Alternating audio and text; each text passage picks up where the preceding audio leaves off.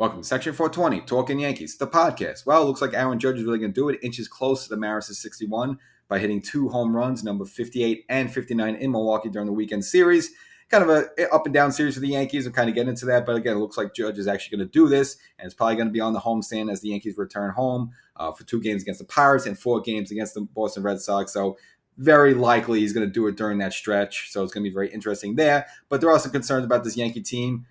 Good news getting Rizzo back, but there are concerns about Cole, of course, and parts of the bullpen now where you're kind of a little worried about this team going into a playoff scenario. Again, looks like they very well should hold on to the AL East and probably would be the AL East champions there. But there's things about this team that you really got to be concerned with and did kind of come out during this Milwaukee series. Get into all that, but before we do, make sure you subscribe to the podcast if you haven't already. So wherever you listen to this, there's got to be a like, a follow, subscribe button, some of that nature. Hit that. Get notified when new Yankee talk and content comes up. So you get these little wrap-ups. You get some Yankee stories and other little goodies. It's exclusive for podcast subscribers. So you want to make sure you get all that stuff. So make sure you subscribe and get all that. So mentioned before, Judge inch close into Maris' 61, great there. But the Yankees, facing the Milwaukee Brewers, and kind of interesting, just a venue for the Yankees to be there. Remember, Milwaukee used to be an American League team. The Yankees would face them more often, but of course, they switched to the National League team. So again, the Yankees kind of only visiting that place only once every 4 years. So it's kind of bizarre to see them there when they do. Now, this is fresh off the Yankees. We're kind of coming in, with a good head of steam,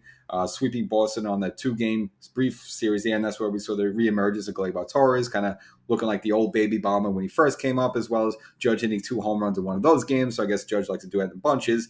But a lot of things concerned about during this Milwaukee series. And really the first game was probably the biggest glaring one. Now they had Frankie Montas kick it off. And last time his last series was against the Tampa Bay Rays, the game. He wasn't exactly helped out by Hicks' defense. Kind of took a bit of a hard luck loss there. Again, wasn't really Rays as sharp there, but the Hicks, miscues out in the outfield there in left field, caused 3 Rays runners to score. And, it got to as bad. It was so bad that, again, Boone had to pull him out of there after the 4th inning. So, it would be nice to see Montas, kind of wipe that off his memory bank there and just have a strong 6-7 inning outing there and really show that he, deserves to be here and is possibly someone you want to consider being a starter in the playoff rotation, but did not make for a case for himself in this game. And then really a bad loss for the Yankees. Overall, they built him up a 5-0 lead, and he wasn't able to hold on to that. So they got it off, kicked it off in the top of the first, take them to a 3-0 lead early on, thanks to a sac fly by Donaldson, as well as hits by kind of Fleffer and Gonzalez. Again, put the Yankees up 3-0, and the Yankees tacked on a couple more in the second, thanks to a throwing error by Colton Wong. Yankees scored 2 more. Now, Stanton tried to leg it out to second base. They nailed him there. Again, and there was another part, too, in the last game where he just looked like he's not running at full steam. So definitely those Achilles an issue, and then probably the reason why, again, he's just been ice cold as a hitter there. But, thankfully for the Yankees, Milwaukee kicked the ball around a little bit. Similar to the Gleyber Torres, quote-unquote, Little League home run up in Boston there. Obviously, that was able to score 3. This one, at once. This was just able to score 2 with some runners on. But of course, the important thing, the Yankees mistake to a 5-0 lead. You figure, all right, great, the Yankees are going to cruise along here. Be a nice, easy Friday night win for the Yankees. But no, that would not be the case. Montas wasn't able to hold it for the Yankees with 2 on.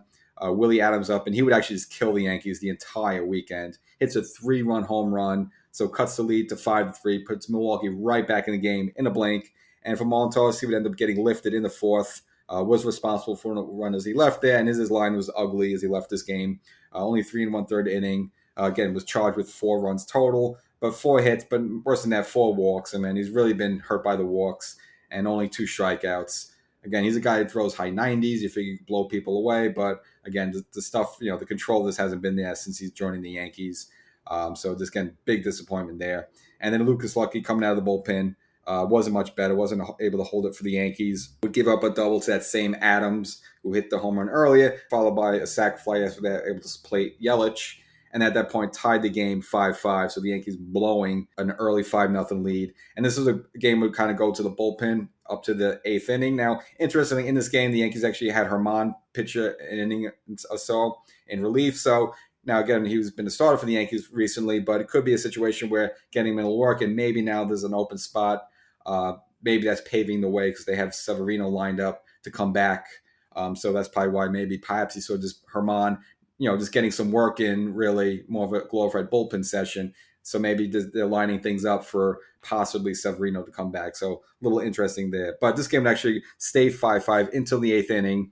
where the Yankees would eventually give up the lead. Now, Loizaga was on the mound. Now, with a runner on, actually made a good play, a comebacker up the middle. He was able to field the ball, throw it to second base, and kind of bounced it in there. It kind of have to because the run was coming in, and IKF had made a great scoop to save the ball from going to center field mostly, but also able to keep his foot in the bag to get it out. So great defensive play by IKF, but unfortunately, that would be the good. Unfortunately, then we'd have the bad. So with 2 out, runners on first and third, and it looks like Loizaga possibly might have got out of the jam there.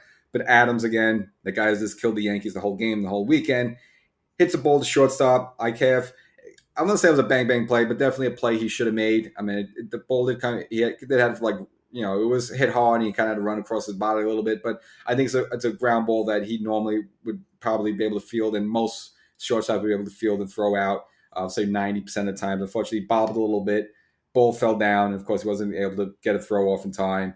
And then the runner from third, Hura, who was actually pinch running, was able to score and put Milwaukee up that point 6-5. And this came down into the ninth inning with the Yankees a little heroic. So they brought on the lefty closer, Taylor Rogers. Now, he has 31 saves, but he does have a high ERA over 4, so he's not exactly a complete lockdown guy, but he is their closer. Now, Donaldson up, leading off the inning, hits a nice clutch solo home run, ties the game 6-6 at the point. Again, Donaldson, we've seen him have some clutch moments there in whether ninth inning or extra innings for the Yankees. Well, big one, big there. And really, Donaldson had a pretty good weekend overall. Maybe likes the look and feel of the Milwaukee Park. Maybe likes the slide there, the beer guy going down the slide there, whatever it is. But so Donaldson actually had himself a pretty good weekend, but this, it wouldn't be enough for the Yankees. So right after that, the Yankees, teased you a little bit. So right after that, nobody else.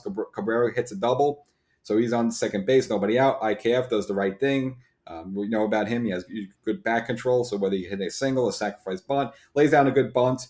So he's out at first, but more importantly, puts Cabrera at third base with less than 2 outs. So all you need is a sacrifice fly, a deep fly, something. And the Yankees could have gotten the winning run, but that would not be the case. And up. Gets a called third strike on the outside corner. Now, this would turn out to be a bad call. We'll get into that in a moment. And then after that, Higgy up. After that, with an opportunity with 2 outs to be a hero, but unfortunately goes after an early pitch and kind of weakly flies out to center. And then, of course, you see the replay on that and the hard called third strike way outside and between innings to the bottom of the ninth there, between the top and the bottom of the ninth. Boom comes out, argues, gets himself thrown out, which he kind of had on. It was just, even on real time it was bad, but all the replays, the ball was way outside. So now Andujar was behind in the count, and I'm not going to say that. He definitely would have gotten the sacrifice fly if it wasn't for that strike. No, he still might have struck out or popped up, but nevertheless, the Yankees really got hosed bad on that one. And of course, home balls and strikes are things that aren't replayable, so you just kind of have to take it there. But this will go to the bottom of the ninth, and Clay Holmes up, and not a safe situation, but again, you kind of just hoping maybe you get 2 innings out of him if he has a clean ninth, but unfortunately, you wouldn't even get out of the ninth. Hunter Renfroe would lead off the inning with a double. Now, he would get to third on a ground out, so he had a situation of runner on third with only 1 out. Now, so Holmes had to kind of be careful there, and you figure they're going to try to set up the double play. So Andrew McCutchen, the former Yankee, who kind of almost semi-retired before the year started, but then ended up with the Brewers, would end up walking. So he had runners on first and third with 1 out. And again, he kind of probably pitched around, tried to set up the double play there. Now, he would buckle down and strike out Peterson, which would then bring 2 outs, and you think, you're thinking, hey, maybe Holmes would get out of this one. So Victor Carantino, the catcher, he would walk, so this time would load the bases up. And then Garrett Mitchell up with the bases loaded, lefty versus righty. Holmes battled a little bit, but Garrett able to put a well-placed single right up the middle. Holmes was able to field it. Ball goes in the outfield, and of course, Renfroe easily scores from third base. And Milwaukee has a exciting walk-off win, 7-6 against the New York Yankees. And again, just a terrible opening first game for the Yankees. Again, this with Frankie Montas blowing a 5-0 lead. And this is the way they had an opportunity there at the top of the ninth. Again, you had Cabrera lead off with a double, and then you had him on third base with less than 2 outs. Opportunity to score the winning run there. Yankees couldn't come through. And again, just lose that first game in bad fashion. 7-6, which then brought the Yankees to the second game. And this was a game they would lose as well, but it's more understandable. They just pretty much ran into the wrong guy at the wrong time. So it was Brandon Woodruff, the tough right-handed throws, high 90s, coming in with a 10-4 record and an ERA a little over 3 against Jameson Tyone. And this was a game that this Woodruff was just on, and the Yankees really had no choice. Really, nothing to do in the matter with it. It was just completely dominated. Sometimes when you just have a dominant pitcher like a Verlander or a Scherzer that comes in there, or Cole when he's good, there's really nothing you can do about it. These guys have ace-like type stuff and throw almost 100 miles per hour, and really nothing you can do about it. It'd be nice to win those games, but sometimes you can't. So this was a situation where I'm not really blaming the offense, not blaming Tyone, not really blaming anything of the Yankees. Just they really ran into the wrong guy at the wrong time. It would be scoreless into the third inning, and who? Willie Adams, who just killed the Yankees in the first game, hits a 3-run home run with 2 on, puts Milwaukee up 3-0, and that would really be all Milwaukee needed in the game. Now, a little scary incident actually before that with Marwin Gonzalez up. Again, the catcher, Carantino, was, just simply trying to throw the ball back to the pitcher, Woodruff, and I guess didn't realize that Gonzalez's head was kind of in a little too close in the batter's box there. Actually ended up hitting him as he was trying to throw the ball. They actually whacks him on the head. So Gonzalez needed to come out there. They did some tests on him. It looks like he didn't have to go in the concussion protocol, but definitely scary and definitely left the mark there for the Yankees. Now, the Yankees' only little bright spot was Donaldson in the top of the fourth. Hits a solo home run. Again, that was the only heartbeat the Yankees had in this game. Again, Donaldson with a pretty decent weekend for himself overall. Cut the lead to 3-1. But in the fifth, Yelich with an RBI double would score Garrett Mitchell, give them another run to put them up that point 4-1, and that would be a final score 4-1. The Yankees just really had nothing to do against Woodruff. Again, he would go 8 innings, strike out 10 Yankees, only give up 1 walk, and just that 1 earned run off the Donaldson home run. And for Tyone, wasn't exactly terrible garbage. I mean, he fell to 13-5, only able to go 5 innings. Did surrender the 4 earned runs, but really, again, the killer was that 3-run home run to Adams.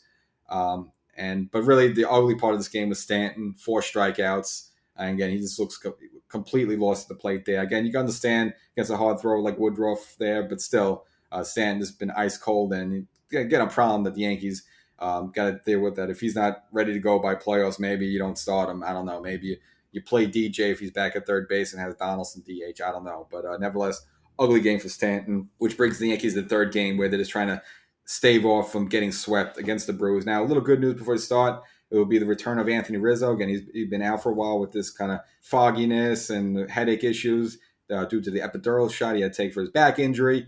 Again, his last 2 games we saw him, he hit home runs, but then he had to go in the IL. Well, he comes back in this game, and he kind of continues what he does, a home run. But we'll get into that in a moment. But since he was back, they optioned Florial back down to the minors, so he's gone.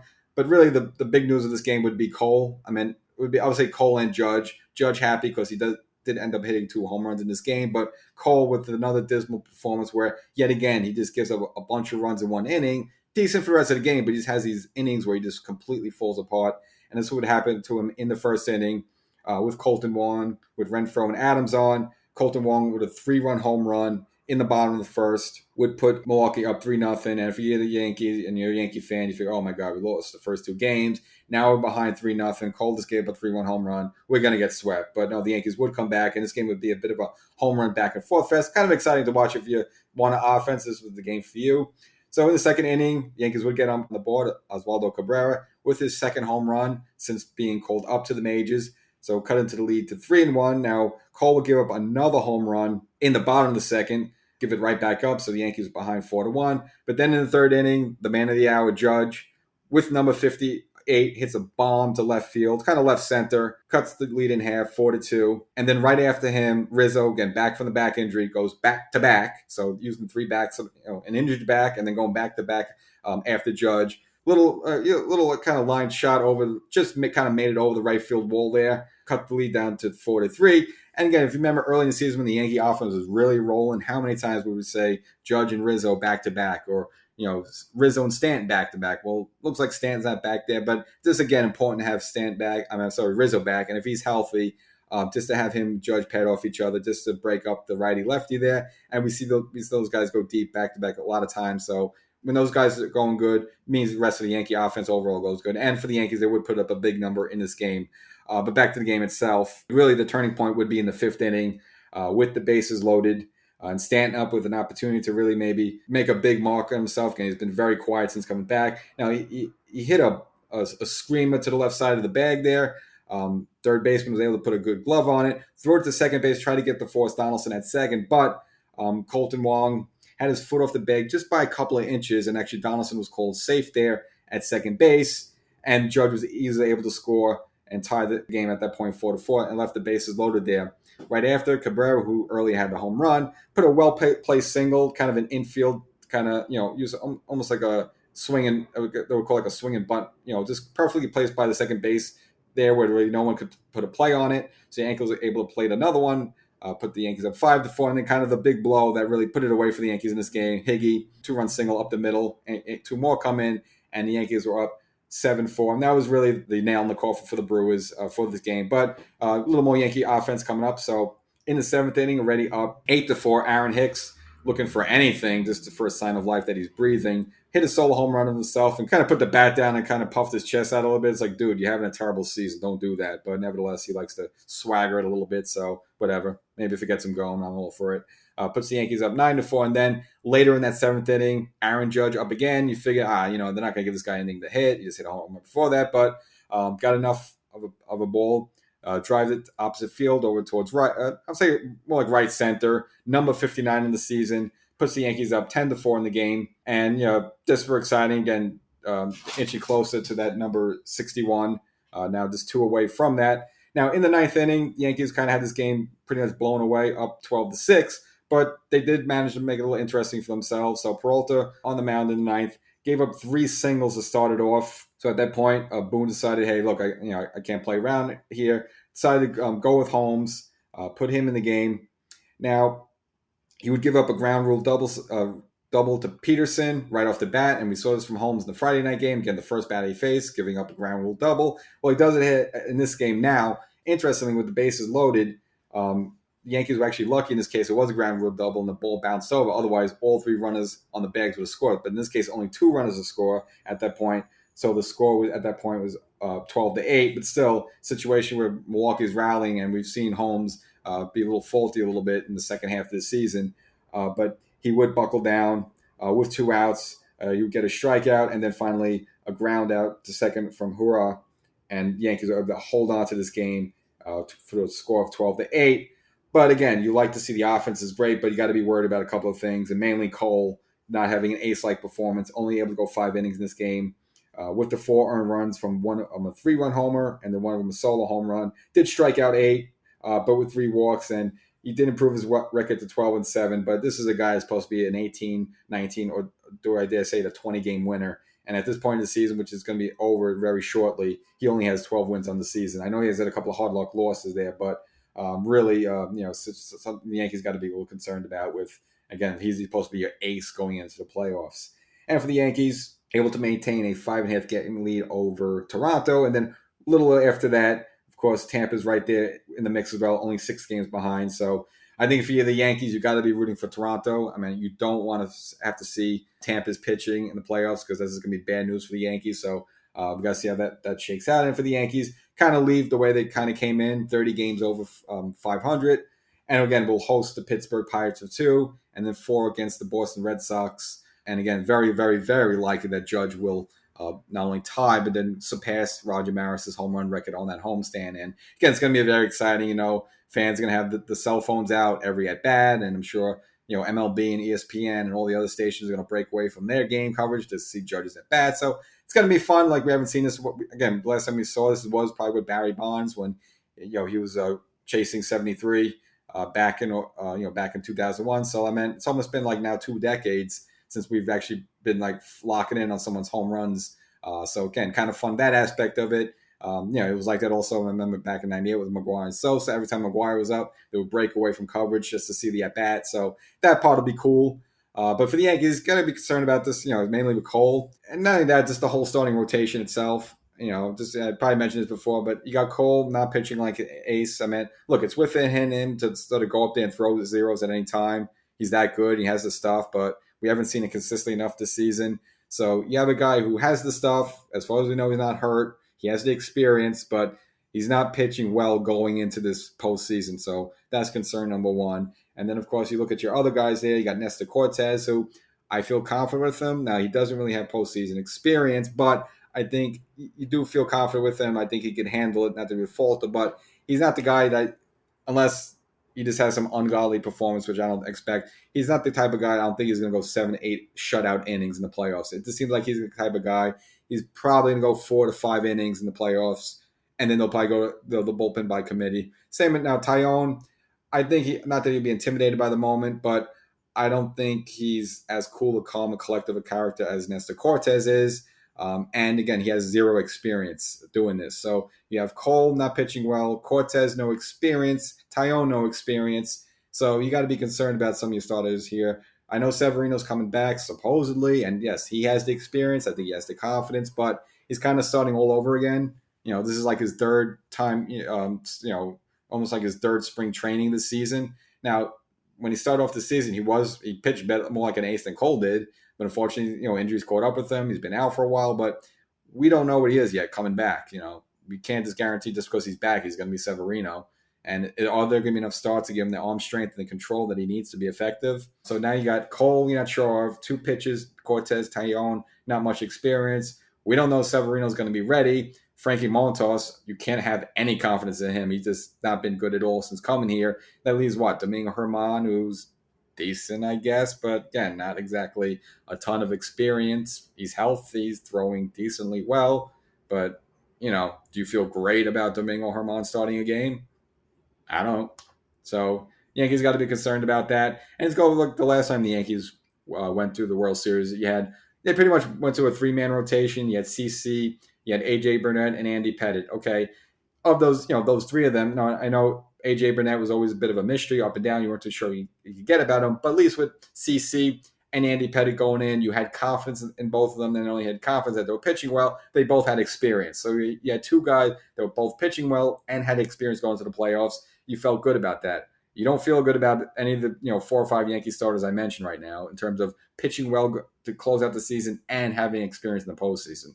So you got to be concerned about that, and you got to be concerned about the bullpen for the Yankees. Now, Chapman did come back in the second game, got a little work in, but is he a guy you have confidence in? 8th, 9th inning, get big outs? Not me. And Clay Holmes, I know since coming back from the back spasm injury, has gotten some saves under his belt. Overall looks okay, but he doesn't look like the Holmes from the first half of the season, and he's been wild. We saw twice during this Milwaukee series giving up leadoff ground rule doubles on the first batter, which you cannot do if let's say you're ahead 1 run in the game. You cannot be doing that in the 9th inning. We saw him do it twice during this series, and he's been wild. We've seen him hit some batters. So even though he's been a little bit better and he's got some saves, you don't feel 100% confident in him. So there's got to be concerns now with this Yankee starting rotation, but the bullpen going into October, you just don't really feel fully confident in this group.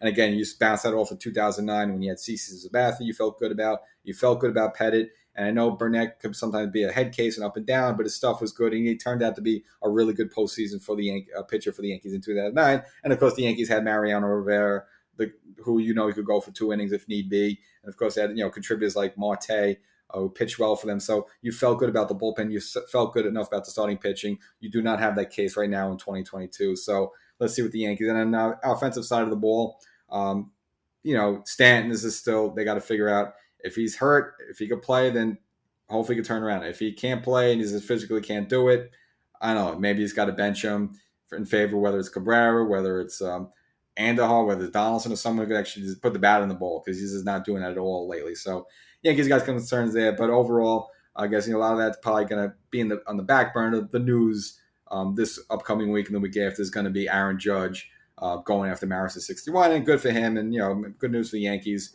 But again, a lot of concerns for the Yankee pitchers, starters, and bullpen guys. So we'll catch you up next time. Again, we'll meet up after the Pittsburgh series. Again, a brief 2-gamer. The Yankees went 1-1 in Pittsburgh, so we'll see what the Yankees do here at home. Again, a Pittsburgh team that has nothing to play for. So, as well as Boston coming here, a last place team with nothing to play for. I know they're going to try to play the Yankees tough and hard as they would, but 6 games for the Yankees to really, if they could go 4-2, should really help solidify the AL East for them, and just let Toronto and, again, Tampa continue to gorge at each other. So, Section 420 Talking Yankees. Hope you liked the episode. Hope you liked the Judge show at in Milwaukee there, and hopefully he could surpass and go past Maris in front of the home field in the Bronx. So we'll catch you next time.